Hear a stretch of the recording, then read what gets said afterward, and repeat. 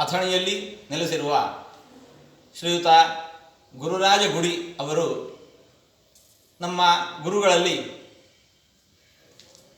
13 ವರ್ಷಗಳ ಕಾಲ ಅಧ್ಯಯನ ಮಾಡಿ ಸುಧಾಂತ ಅಧ್ಯಯನವನ್ನು ಮಾಡಿ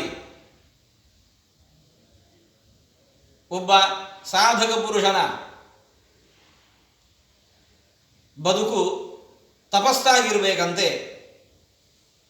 ಹಾಗೆ ಗುಡಿಯವರು ಪಾಠ ಪ್ರವಚನಗಳ ಮೂಲಕ ಬದುಕನ್ನೇ ತಪಸ್ಸನ್ನಾಗಿ ಮಾಡಿಕೊಂಡು ದೊಡ್ಡ ಸಾಧನೆಯನ್ನು ಮಾಡ್ತಾ ಇದ್ದಾರೆ. ನಾವು ಪ್ರತ್ಯಕ್ಷವಾಗಿ ಕಂಡೆವು. ತಾವು ನಿರಂತರವಾಗಿ ಭಾಗವತ ಪ್ರವಚನವನ್ನು ಮಾಡಿ ಮನೆ ಮನೆಗೆ ಹೋಗಿ ಪ್ರವಚನ ಮಾಡಿ ಹಾಗೆ ಮರಳಿದ್ದಲ್ಲ.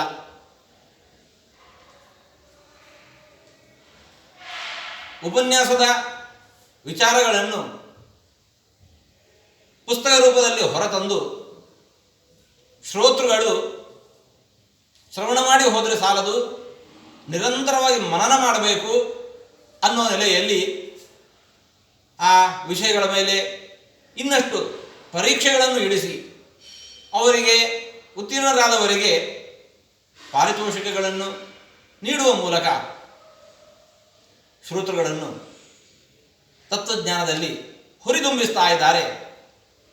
ನಾವೇ ಕಣ್ಣಾರೆ ಕಂಡಿರುವಂತೆ ನಾನಾ ರಾಜ್ಯದ ಸಾಧಕರು ಈ ಪರೀಕ್ಷೆಯಲ್ಲಿ ಪಾಲ್ಗೊಂಡು ಉತ್ತೀರ್ಣರಾಗಿದ್ದಾರೆ. ಹಾಗಾಗಿ ಈ ಪ್ರಯತ್ನ ಇದೊಂದು ಅಪೂರ್ವವಾದ ಪ್ರಯತ್ನ. ಇದರ ಮೂಲಕ ಅನೇಕ ಜಿಜ್ಞಾಸುಗಳಿಗೆ, ಸಾಧಕ ಪುರುಷರಿಗೆ ಗುರುರಾಜ ಗುಡಿಯವರು ಉತ್ತೇಜನ ನೀಡ್ತಾ ಇದ್ದಾರೆ. ಅವರ ಈ ಪ್ರಯತ್ನವನ್ನು ನಾವು ಹೃತ್ಪೂರ್ವಕವಾಗಿ ಅಭಿನಂದಿಸ್ತಾ ಇದ್ದೇವೆ. ಸಾಧನೆ ಮಾಡುವ ವ್ಯಕ್ತಿಗಳಿಗೆ ಶ್ರೀಯುತ ಗುರುರಾಜ ಗುಡಿಯವರ ಈ ಪ್ರಯತ್ನ ಅದೊಂದು ದಾರಿದೀಪವಾಗಿದೆ.